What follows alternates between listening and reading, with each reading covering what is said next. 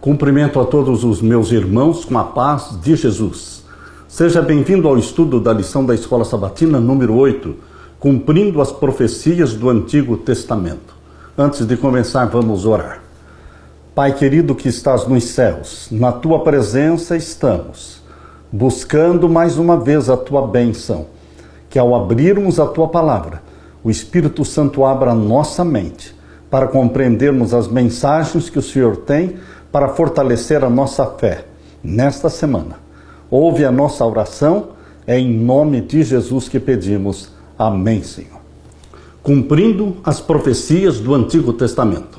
O verso áureo: mas eu tenho maior testemunho que o de João, porque as obras que o Pai me confiou, para que eu as realizasse, essas que eu faço testemunho a meu respeito de que o Pai me enviou. João 5,36. Podemos ver repetidas vezes no livro de João todas as coisas que Jesus disse, todas as coisas que ele fez e que revelaram que o Messias, o Cristo, havia chegado a Israel. E ele veio, de fato, como um deles, um judeu nascido em Belém, como as Escrituras haviam predito. No entanto, como João escreveu, o Verbo estava no mundo. O mundo foi feito por meio dele, e o mundo não o conheceu. João 1:10. Ele estava no mundo, o mundo foi feito por meio dele, e ainda assim o mundo não o conheceu. Como isso? Essa é uma afirmação surpreendente. E como podemos ver em João e nos outros evangelhos, muitas pessoas não reconheceram Jesus como Messias, embora devessem tê-lo feito, especialmente por causa de todas as coisas que Jesus fez e que Jesus falou. E deveriam reconhecê-lo ainda mais pelo fato de que as Escrituras do Antigo Testamento, toda a Escritura do Antigo Testamento, apontavam para ele. Nesta semana estudaremos a respeito de outras maneiras pelas quais João retrata Jesus como o Messias. E examinaremos por que algumas pessoas ainda continuaram a rejeitá-lo, apesar de todas as razões poderosas que o confirmavam como sendo o Cristo, o Messias. O que podemos aprender com os erros dessas pessoas? Queridos, aqueles que não querem crer, aqueles que decidem não crer, por maiores que sejam os sinais, maravilhas e milagres, não crerão. O crer exige de você uma predisposição para crer. Se nós somos sinceros de coração e queremos o céu, queremos a vida eterna, estamos dispostos a aceitar a revelação de Deus, então Deus nos revelará. Mas, se nós estamos seguindo tradições, preconceitos, ensinamentos dos homens e queremos os louvores dos homens, então não há sinceridade no nosso coração. Foi o que aconteceu com os líderes de Israel. Eles não eram sinceros de coração. E por mais convincentes que tenham sido os sinais e milagres de Jesus, eles se convenceram, mas não se converteram. Isso não adianta nada, se convencer e não se converter. Porque Satanás foi convencido plenamente de que Jesus era o Filho de Deus, o Messias. Mas de que adianta o convencimento sem a conversão? Queridos, o Espírito Santo quer mais do que convencer você. Ele quer converter o seu e o meu coração, tornando-nos apaixonados por Jesus Cristo. A Bíblia, ela aponta para Jesus e exalta-o como Salvador, Messias e Rei e Senhor nosso. Aleluia! Na parte de domingo, sinais, obras e maravilhas. Além dos milagres que João usou para apontar Jesus como Messias, ele também registrou relatos mais abrangentes sobre os sinais, obras e maravilhas que Cristo fez.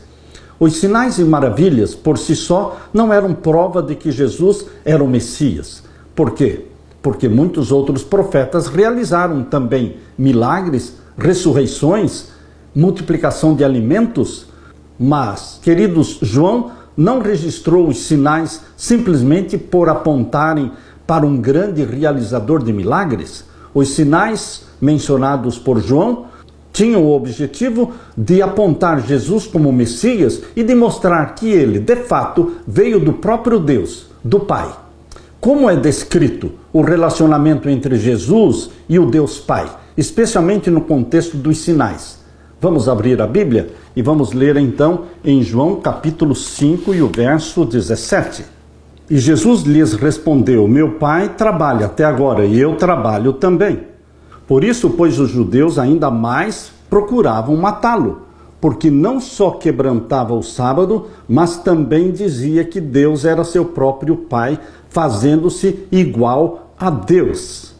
Quantas vezes as pessoas já me perguntaram: onde é na Bíblia que Jesus se declara Deus? Várias vezes Jesus se declarou Deus.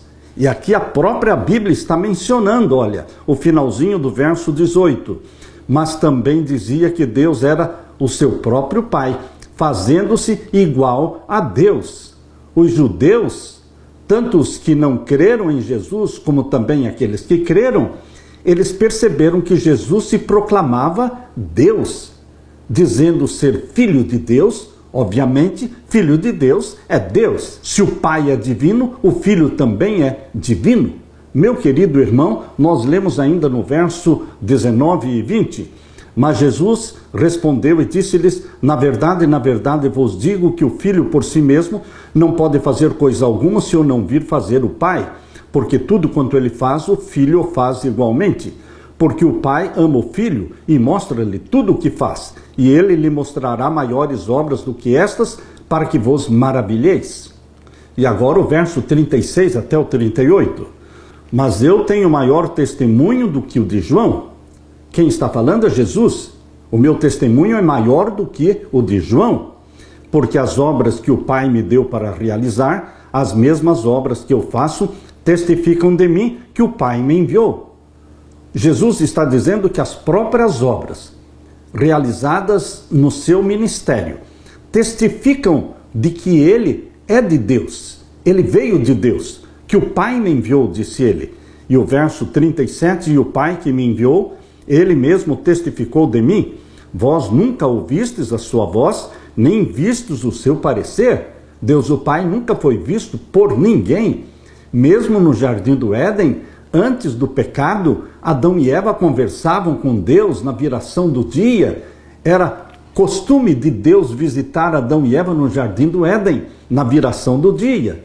Mas que Deus era este, o Pai ou o Filho? O Filho, certamente, porque o Pai nunca foi visto por ninguém, João 1,18, e também aqui em João capítulo 5 e o verso 37.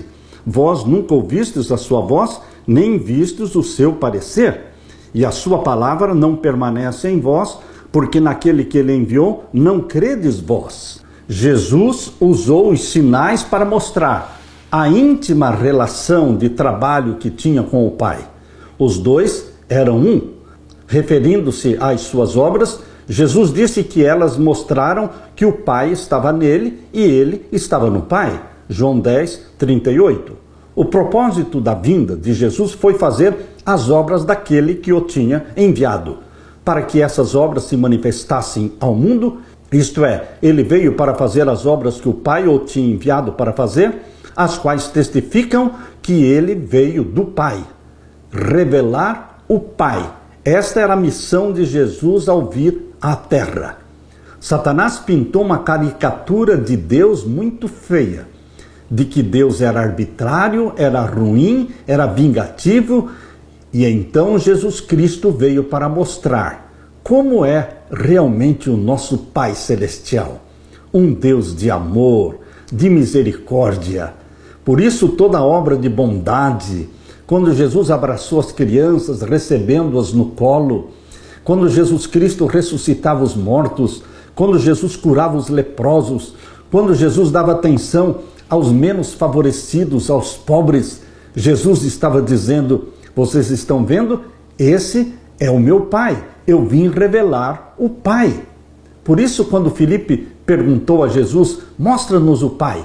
E Jesus disse: há tanto tempo estou com vocês, Filipe, e agora você me pede: mostra-nos o Pai? E então Jesus disse: quem vê a mim, vê o Pai. Ele era uma expressão exata do caráter do Pai.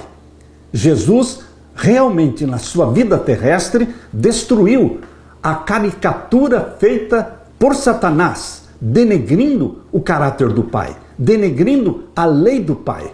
Por isso Jesus, em João 15:10, diz que ele guardava os mandamentos do Pai, por isso permanecia no amor do Pai. Jesus Cristo exaltou o Pai, exaltou a lei do Pai, e ele veio para revelar para você que o nosso Pai Celestial é pleno de amor, de misericórdia, de bondade. No entanto, não importa quantos milagres Jesus fazia, existiam aqueles que decidiram não crer. Eles não queriam crer. Tanto é que quando Jesus ressuscitou a Lázaro, em vez de glorificarem a Deus e crerem em Jesus como Messias, eles decidiram matar Lázaro também. Eles pensaram: agora não temos que matar somente Jesus, temos que matar também Lázaro. Queridos, aqueles que não querem crer nunca crerão. Os líderes religiosos perguntaram a Jesus: até quando você nos deixará no suspense? Se você é o Cristo, diga francamente. Jesus respondeu: já falei, mas vocês não acreditam. As obras que eu faço em nome do meu Pai dão testemunho de mim. João capítulo 10 e o verso 24 e 25. Se Jesus tivesse dito que era o Messias, os líderes religiosos que procuravam qualquer coisa que pudessem usar contra ele o teriam prendido. Sabendo disso, Jesus indicou as obras que havia feito. Se ele tivesse dito que era o Cristo, aqueles líderes poderiam tentar contradizer. Mas como negar os sinais, as obras e as maravilhas? Esses eram testemunhos poderosos de quem Jesus é e de onde ele tinha vindo. Queridos, é impossível convencer quem não quer ser convencido. Assim é hoje ainda. Por mais que você leia na Bíblia e mostre o que está escrito na Bíblia, aqueles que não querem aceitar não vão aceitar. Algo que está na Bíblia de uma forma tão clara, como a guarda do sábado. Já desde a primeira página da Bíblia, em Gênesis 2:1-3, fala que é o sétimo dia, é o sábado, o dia que Deus abençoou, descansou e santificou. E novamente, nos 10 mandamentos, quando Deus escreveu a lei de Deus, o quarto mandamento de Êxodo capítulo 20, versos 8-11, diz: lembra-te do dia do sábado para o santificar. 6 dias trabalharás, farás toda a tua obra, mas o sétimo dia é o sábado do Senhor teu Deus. Mesmo assim, as pessoas não acreditam. Preferem guardar o domingo, para o qual não existe nenhum mandamento na Bíblia, e rejeitam o sábado, que está na Bíblia já desde a primeira página e que faz parte dos 10 mandamentos. Queridos, é impossível convencer aqueles que não querem ser convencidos. Nós queremos conhecer a revelação progressiva da verdade. E Deus vai progressivamente revelando para você a verdade. Jesus voltará para buscar aqueles que são sinceros de coração, que amam não o louvor dos homens, que amam não somente posições e aplausos humanos. Eles louvam a Deus. Os sinceros filhos de Deus querem agradar a Deus, custe o que custar, e querem o céu a qualquer preço. Aleluia! Na parte de segunda-feira, o papel autoritativo das Escrituras. O sola Escritura.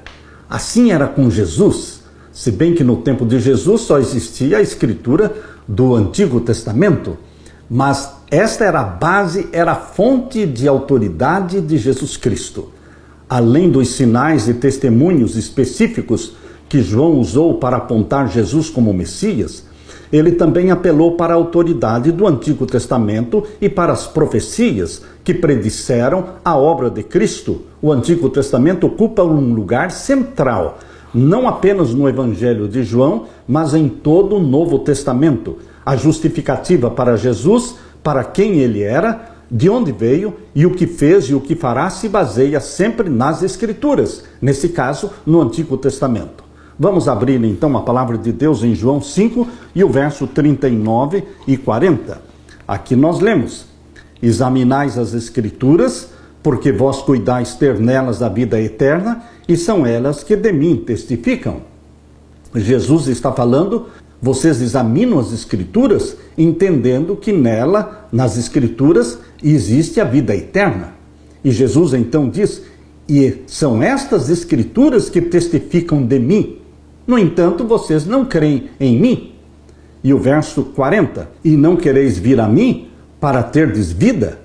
O verso 46 e 47, porque se vós cresceis em Moisés, creríeis em mim, porque de mim escreveu ele. Eles diziam crer em Moisés, eles diziam ser discípulos de Moisés, e Jesus então pegou-os na palavra. Se vocês crescem em Moisés, creriam em mim, porque Moisés testificou de mim.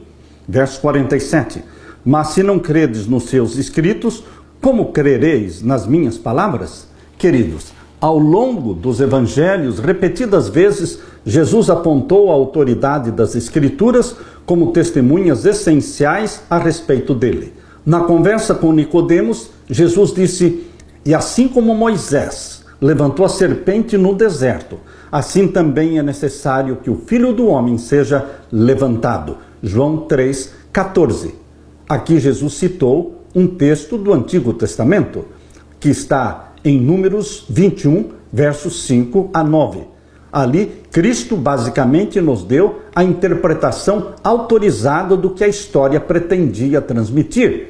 Jesus explicou quem era aquela serpente construída por Moisés. Ali estava um símbolo do que Cristo se tornaria na cruz. Quando ele se tornou pecado na cruz, ele se tornou serpente. E todos os que olham para Jesus, que se fez pecado na cruz, recebem vida eterna, recebem perdão. Além de Jesus, muitos outros usaram o Antigo Testamento para apontar para Jesus. Por exemplo, no início de João, o Evangelho de João, lemos as palavras de Filipe a Natanael, achamos aquele de quem Moisés escreveu na lei e a quem se referiram os profetas, achamos Jesus o Nazareno, filho de José. João capítulo 1, verso 45. Vamos ler os seguintes textos de João 13, 18. O que esses textos ensinam sobre a autoridade das Escrituras? Vamos ler então João capítulo 13 e o verso 18. Não falo de todos vós, eu bem sei os que tenho escolhido, mas para que se cumpra a Escritura, o que come o pão comigo levantou contra mim o seu calcanhar. Jesus citou um texto do Antigo Testamento para falar de Judas, aquele que o trairia. Ele citou Salmos 41, verso 9. Queridos, nós lemos também no capítulo 17 de João, capítulo 17, vamos ver então o verso 12. Estando eu com eles no mundo, guardava-os em teu nome. Tenho guardado aqueles que tu me deste, e nenhum deles se perdeu, senão o filho da perdição, para que a Escritura se cumprisse. Aqui, mais uma vez, Jesus está citando Salmos 41, 9. E novamente, em João capítulo 19.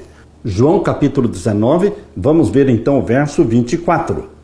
Disseram, pois, uns aos outros, não a rasguemos, falando da roupa de Jesus, não a rasguemos, mas lancemos sorte sobre ela, para ver de quem será, para que se cumprisse a Escritura que diz, dividiram entre si os meus vestidos, e sobre a minha vestidura lançaram sortes. Os soldados, pois, fizeram estas coisas. Mais uma vez, João aqui está usando um texto do Antigo Testamento. Ele usou o texto de Salmos 22, verso 18, quando fala que eles lançariam sorte sobre a túnica de Jesus Cristo. E o verso 28, depois, sabendo Jesus que todas as coisas estavam terminadas, para que a Escritura se cumprisse, disse, tenho sede. Quando Jesus disse na cruz, eu tenho sede, ele estava cumprindo a profecia de Salmos 69, verso 21. Abra sua Bíblia e leia comigo Salmos 69 e o verso 21. Deram-me fel por mantimento, e na minha sede me deram a beber vinagre. E agora leia comigo João capítulo 19 e o verso 36. Porque isto aconteceu para que se cumprisse a Escritura que diz, nenhum dos seus ossos será quebrado. no Antigo Testamento, falando do Messias, diz que nenhum dos ossos seria quebrado. Isso está em Salmos 34, verso 20. Abra sua Bíblia no Salmo 34 e o verso 20. Aqui lemos: Ele lhe guarda todos os seus ossos, nem sequer um deles se quebra. Queridos, são centenas de textos proféticos falando de Jesus Cristo, apontando para a vida de Jesus, para o nascimento de Jesus, para a morte de Jesus, para os detalhes da crucifixão de Jesus Cristo. São muitos textos mostrando a autoridade das Escrituras, porque apontam para Jesus.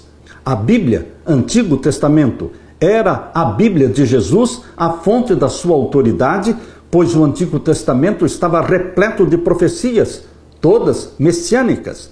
Hoje, para nós, a Bíblia é composta do Antigo e do Novo Testamento, mas a Bíblia é a nossa única fonte de autoridade, única fonte doutrinária. Autoridade doutrinária somente a Bíblia, o sola Escritura. Deixe que a Bíblia seja lâmpada para os seus pés e luz para o seu caminho. Aleluia! Na parte de terça-feira, profecias do Antigo Testamento sobre Jesus, parte 1. Em discussões com os líderes religiosos sobre a sua identidade, Jesus reafirmava a autoridade das Escrituras.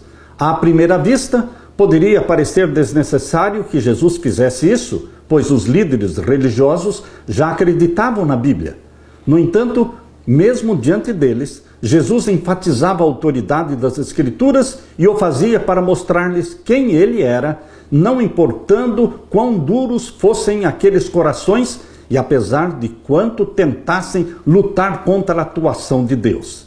Além disso, João registra inúmeras citações diretas e alusões indiretas ao Antigo Testamento que apontam para Jesus como cumprimento das promessas do Antigo Testamento. Abra sua Bíblia agora em João capítulo 1 e o verso 23. João capítulo 1 e o verso 23. Leia comigo. Disse: Eu sou a voz que clama no deserto. Endireitai o caminho do Senhor, como disse o profeta Isaías. Aqui João 1:23 está citando o texto de Isaías 40, verso 3, que mostra que o caminho do Messias seria preparado por João, chamado de a voz que clama no deserto. Lemos também em João capítulo 2 e o verso 16. João capítulo 2, verso 16. E disse aos que vendiam pombos: Tirai daqui estes e não façais da casa do meu pai casa de venda. Jesus Cristo tinha um zelo muito grande, um santo zelo pela casa de Deus. E ele se indignou quando viu a casa de Deus sendo profanada pelos vendilhões, pelos mercadores ali no templo, fazendo câmbio de dinheiro e vendendo os animais, tirando proveito do povo. Jesus Cristo os expulsou, fazendo então a purificação do templo. Mas este texto da purificação do templo, que fala do zelo de Jesus Cristo, é o cumprimento daquilo que está em Salmos 69 e o verso 9. Abra sua Bíblia em Salmos 69 e o verso 9. Pois o zelo da tua casa me devorou. Isso está em Salmos 69, 9. É uma profecia messiânica. A maioria das profecias messiânicas se encontra nos Salmos. São muitos salmos e são muitos textos proféticos apontando para o Messias. Ainda você pode ler em João capítulo 7 e o verso 38. João 7, 38. Quem crê em mim, como diz a Escritura, rios d'água viva correrão do seu ventre. Jesus Cristo aplicou esse texto para o derramamento do Espírito Santo. Quando o Espírito Santo foi derramado, ele produziu rios de água viva no coração e na vida dos apóstolos batizados pelo Espírito Santo. O Espírito Santo produz em você e em mim rios de água viva. Queridos, esse texto, falando dos rios de água viva, ele foi tirado do Antigo Testamento. Foi tirado lá de Jeremias, capítulo 2 e o verso 13. É um cumprimento de uma profecia do Antigo Testamento. Abra sua Bíblia também em João capítulo 19. João capítulo 19, o verso 36. Aqui lemos: porque isto aconteceu para que se cumprisse a escritura que diz: nenhum dos seus ossos será quebrado. Mais uma profecia de Salmos 34, 20, que se cumpriu em Jesus Cristo. Não apenas João, mas também Pedro, também Paulo, também Marcos, Mateus, Lucas e todos os escritores do Novo Testamento, sob a inspiração do Espírito Santo, inúmeras vezes enfatizaram como a vida, a morte e ressurreição de Jesus, assim como sua ascensão ao trono de Deus, são cumprimento das profecias do Antigo Testamento. Embora Jesus apontasse continuamente as Escrituras para os seus discípulos, pois prediziam seu ministério, em que momento eles finalmente compreenderam que as Escrituras apontavam para Jesus? Isso aconteceu somente depois de Cristo morrer, ressuscitar e subir ao céu. Então, eles começaram a entender realmente a palavra de Deus. Quando, pois, Jesus ressuscitou dentre os mortos, os discípulos dele se lembraram de que ele tinha dito isso e creram na Escritura e na palavra de Jesus. João 2, 22. Queridos, graças a Deus pelas profecias messiânicas do Antigo Testamento. O Antigo Testamento é a profecia e o Novo Testamento é o cumprimento da profecia. Jesus Cristo é o centro da Bíblia. E Jesus Cristo precisa ser o centro da sua e da minha vida. Nossa vida tem que girar em torno de Jesus Cristo. O Cristo prometido no Antigo Testamento, promessa de graça. E essa graça prometida se tornou verdadeira, se tornou sólida, porque foi Jesus que abriu a porta da graça quando ele decidiu morrer por você e por mim. Ele escancarou a porta da graça e ela está aberta hoje. E Jesus continua dizendo, o Espírito Santo diz, vem, e quem ouve diga, vem, e quem quiser, venha e tome de graça da água da vida. Aleluia! Na parte de quarta-feira, profecias do Antigo Testamento sobre Jesus, parte 2. Jesus disse aos líderes religiosos, vocês examinam as Escrituras porque julgam ter nelas a vida eterna, e são elas mesmas que testificam de mim. João 5,39. Que afirmação ousada para fazer sobre si mesmo. As estimativas variam, mas alguns estudiosos argumentam que Jesus de Nazaré cumpriu centenas de profecias do Antigo Testamento. Sejam centenas ou dezenas, a verdade é que Jesus Cristo cumpriu as profecias messiânicas. E, meu querido irmão, para ilustrar esse fato, algumas pessoas usam comparações como a seguinte. Imagine preencher uma área do tamanho do estado de Minas Gerais com pilhas de moedas de 60 centímetros de altura e então pintar de rosa uma das moedas e misturá-la com todas as outras. E em seguida, nós vamos dizer que esta pessoa com os olhos vendados pegue a moeda pintada de rosa no meio de centenas e milhares de outras. Quais são as chances de que, na primeira tentativa, ela encontre essa moeda rosa? Não há dúvida. O nascimento de Jesus, a vida, a morte de Jesus foram preditos pelo Antigo Testamento, o que é evidência impressionante da sua identidade como Messias esperado. João recorre várias vezes a esses textos do Antigo Testamento para destacar quem é Jesus e por que devemos crer nele e aceitar a salvação que ele nos oferece. Convido você para ler comigo agora João capítulo 12. João capítulo 12, o verso 13. Tomaram ramos de palmeiras e saíram-lhe ao encontro e clamavam, Hosana, bendito o Rei de Israel que vem em nome do Senhor. Esse texto mencionado aqui em João 12, 13, ele veio lá do Antigo Testamento de Salmos 118, verso 26. Bendito o Rei que vem em nome do Senhor. E agora lemos também o texto de João 12, 14. E achou Jesus um jumentinho e assentou-se sobre ele, como está escrito, Isso foi também extraído do Antigo Testamento, lá de Zacarias. Abra sua Bíblia em Zacarias, capítulo 9, o verso 9. Abra sua Bíblia e leia comigo.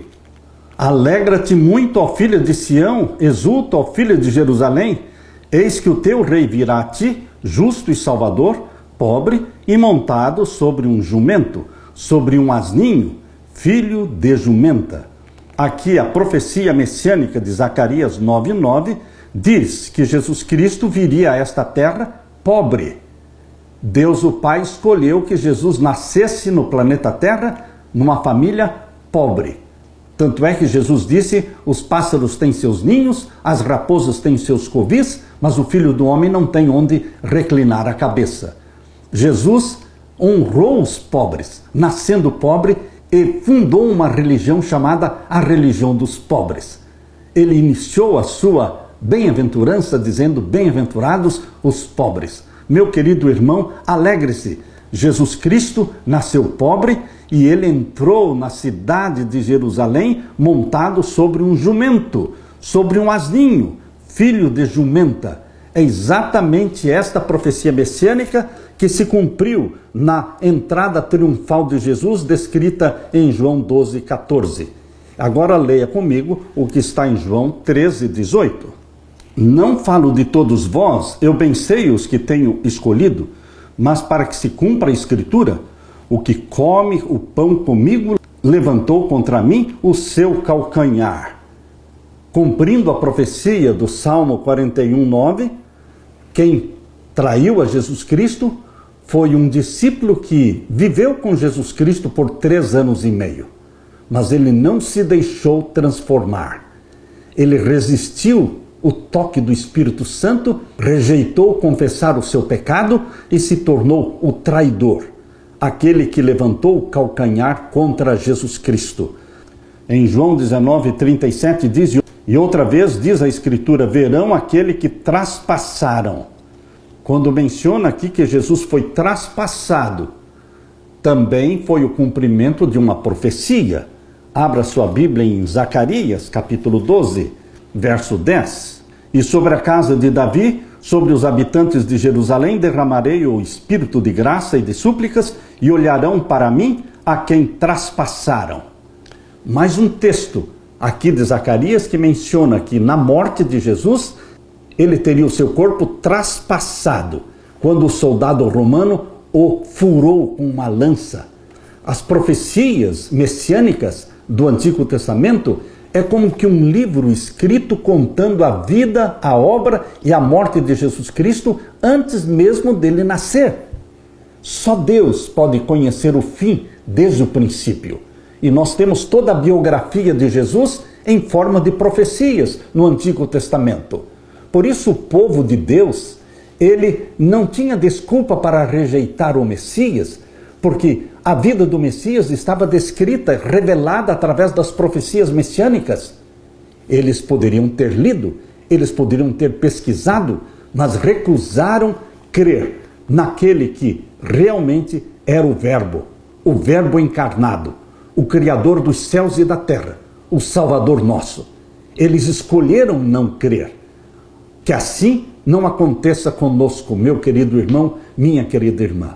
Que o Espírito Santo inunde a nossa mente com a crença, com a convicção de que Jesus Cristo, o Verbo encarnado, é o nosso Salvador, é o nosso Redentor, é o Rei dos Reis, é o Senhor da nossa vida. Aleluia! Na parte de quinta-feira, vocês são daqui de baixo. Vejam o que Jesus falou para aqueles que eram incrédulos. Vocês são aqui de baixo, vocês são terrestres, vocês são carnais, vocês não são de cima, vocês não são do reino espiritual de Deus. Sabem, queridos, nós precisamos ser do reino espiritual de Deus. Quando Deus criou Adão e Eva, não os criou no reino animal, criou-os no reino espiritual de Deus. O pecado tirou Adão e Eva do reino espiritual de Deus, colocando-os no reino animal, governados por instintos. Mas em Jesus Cristo, nós somos gerados através do Espírito Santo e é gerado em você uma natureza santa espiritual como a de Jesus. E você é transportado para o reino espiritual de Deus. E então você não é daqui de baixo, você é lá de cima, você é do céu, você se torna participante da natureza divina. Aleluia! Em nosso estudo de João, até agora, vimos que o apóstolo mostra como Jesus é de fato o Messias prometido, a grande esperança pela qual o povo judeu ansiava. No entanto, muitos líderes religiosos eram os maiores inimigos de Jesus. Por que inimigos? Porque escolheram ser inimigos. Abra sua Bíblia em João, capítulo 8, e os versos 12 a 30. Falou-lhes, pois, Jesus outra vez, dizendo: eu sou a luz do mundo. Quem me segue não andará em trevas, mas terá a luz da vida. Disseram-lhe, pois, os fariseus: tu testificas de ti mesmo, teu testemunho não é verdadeiro? Respondeu Jesus e disse-lhes: ainda que eu testifico de mim mesmo, o meu testemunho é verdadeiro, porque sei de onde vim e para onde vou. Mas vós não sabeis de onde venho, nem para onde vou. Vós julgais segundo a carne. Eu a ninguém julgo. E se na verdade julgo, o meu juízo é verdadeiro, porque não sou eu só, mas eu e o Pai que me enviou. E na vossa lei está também escrito que o testemunho de dois homens é verdadeiro. Eu sou o que testifico de mim mesmo, e de mim testifica também o Pai que me enviou. Ou seja, são dois dando testemunho, porque o Pai dá testemunho do Filho e o Filho dá testemunho de si mesmo, mostrando que o Pai realizou todas as obras que ele havia praticado durante sua vida e ministério. Eu sou o que testifico de mim mesmo, e de mim testifica também o Pai que me enviou. Disseram-lhe, pois: onde está o teu Pai? Jesus respondeu: não me conheceis a mim, nem ao meu Pai. Se vós me conhecesseis a mim, também conheceríeis ao meu Pai. Estas palavras disse Jesus no lugar do tesouro, ensinando no templo, e ninguém o prendeu, porque ainda não era chegada a hora. Disse-lhes, pois, Jesus outra vez: eu retiro-me e buscar-me-eis, e morrereis no vosso pecado. Para onde eu vou, não podeis vós vir. Diziam, pois, os judeus: porventura quererá matar-se a si mesmo? Pois diz: para onde eu vou, não podeis vós vir. E dizia-lhes: vós sois de baixo, eu sou de cima. Vós sois deste mundo, eu não sou deste mundo. Que verdades profundas proferidas por Jesus. Vós sois de baixo. Eles preferiram não crer em Jesus, embora existissem evidências abundantes de que Jesus era o Messias. Por que eles decidiram não crer? Porque eles tinham uma mente carnal. Eles não eram espirituais. Queridos, hoje também, Jesus olhando para você e para mim, será que Jesus Cristo diria: vós sois de baixo? Vós sois deste mundo? Ou será que Jesus Cristo, olhando para você, poderia dizer: você também é de cima, você também é das coisas espirituais? Verso 24: por isso vos disse que morrereis em vossos pecados, porque se não crerdes que eu sou, morrereis em vossos pecados. Verso 25: disseram-lhe, pois: quem és tu? Jesus lhes disse: isso mesmo que já desde o princípio vos disse. Muito tenho que dizer e julgar de vós, mas aquele que me enviou é verdadeiro, e o que dele tenho ouvido, isso falo ao mundo. Mas não entenderam que ele lhes falava do Pai. Disse-lhes, pois, Jesus: quando levantardes o Filho do Homem, então conhecereis quem eu sou, e que nada faço por mim mesmo, mas falo como o Pai me ensinou. E aquele que me enviou está comigo. O Pai não me tem deixado só, porque eu faço sempre o que lhe agrada. Dizendo ele estas coisas, muitos creram nele. Queridos, graças a Deus, muitos creram nele. A maioria não creu nele, mas muitos creram nele. Queridos, Jesus Cristo disse que aqueles homens não conheciam a ele nem ao Pai. Eles deveriam conhecer ambos, mas enganavam a si mesmos. Estavam tão envolvidos em suas tradições e filosofias, que mesmo tendo Jesus diante deles, fazendo tudo o que fez e dizendo o que disse, trazendo revelações poderosas do Pai, ainda assim rejeitaram o Messias. Em segundo lugar, Jesus disse Vocês são daqui de baixo. João 8:23. Em outras palavras, por mais religiosos que fossem, eles não eram espirituais, não eram piedosos. Tinham aparência de piedade, conforme diz 2 Timóteo 3:5, mas não passava de aparência. Tinham piedade exterior, mas internamente eram incrédulos e podres. Isso não era novidade. Deus havia dito que os israelitas o honravam apenas com a sua boca e com seus lábios, mas o seu coração estava longe do Senhor. Isaías 29:13. Essa ideia foi repetida por Jesus séculos mais tarde, quando disse: "E em vão me adoram, ensinando doutrinas que são preceitos humanos." Marcos 7:7.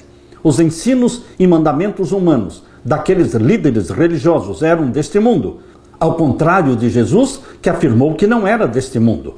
Já era bastante ruim que estivessem enganando a si mesmos, mas a tragédia era agravada porque também desencaminhavam outras pessoas, embora, curiosamente, João tenha escrito que, como resultado da conversa descrita nesses versos, muitos creram nele. Assim, apesar da má liderança, muitos judeus conseguiram se livrar da influência dos líderes religiosos e, por si próprios, eles creram em Jesus Cristo. Queridos, a história se repete. Você não pode se deixar guiar, influenciar pelos líderes religiosos daquele tempo, nem pelos líderes religiosos de hoje.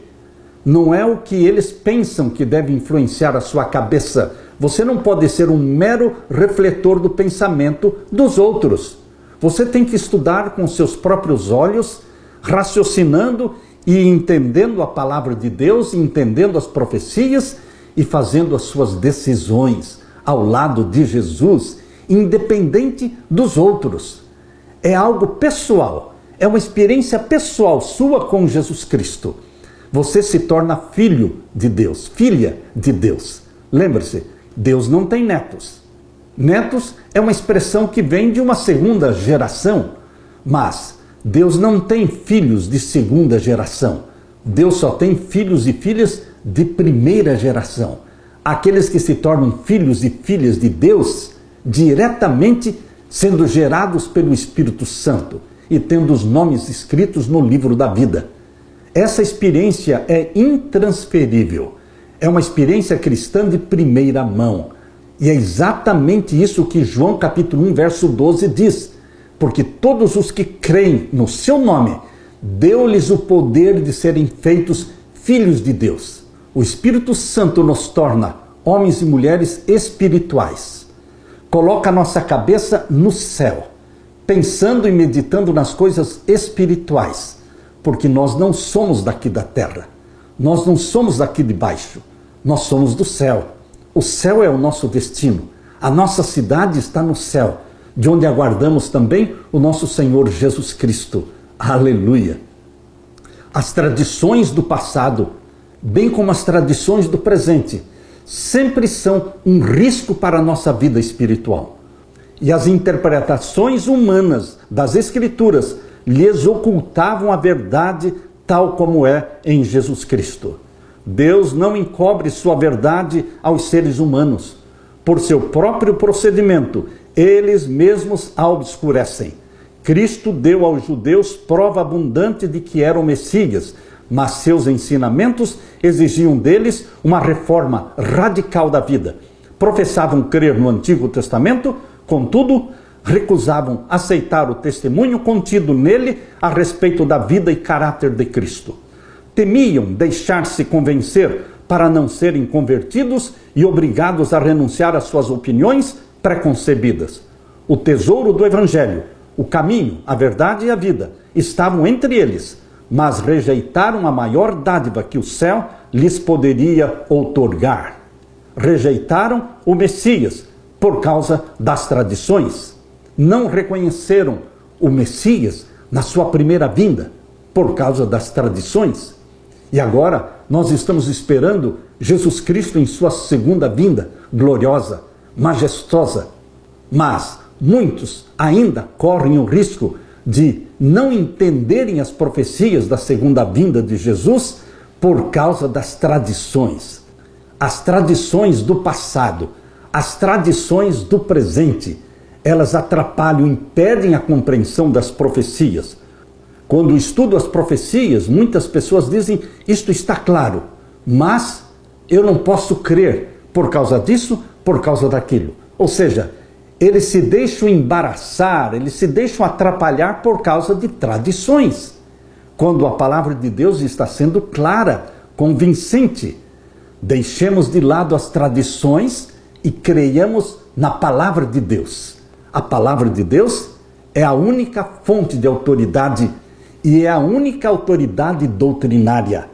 Hoje, por que não entendemos as profecias da segunda vinda de Jesus? Jesus só não falou o dia e a hora da sua segunda vinda. Todos os outros detalhes da segunda vinda de Jesus foram revelados nas profecias de Daniel e de Apocalipse. Que Deus o ilumine, meu irmão. Que Deus o guie através do Espírito Santo e que você se torne um remanescente fiel, um Elias do Apocalipse, um Elias moderno, preparando um povo remanescente para a volta de Jesus Cristo. Que Deus derrame sobre você o Espírito Santo. É a minha oração. Deixe-me orar com você. Pai querido que estás nos céus, liberta-nos das tradições que nos impedem entender a Tua palavra. Ajuda-nos, Pai, a nos alimentar da Tua palavra como maná, beber da água da vida que é Jesus Cristo, e que rios de água viva fluam do nosso interior pelo batismo do Espírito Santo. Que o Espírito Santo nos incendeie, que o Espírito Santo abra nossa mente e nos capacite para a missão de pregar o Evangelho e preparar um povo para a Tua breve volta. Em nome de Jesus que pedimos. Amém, Senhor, e amém. Deixo com você, meu irmão, minha irmã, a paz de Jesus. Amém.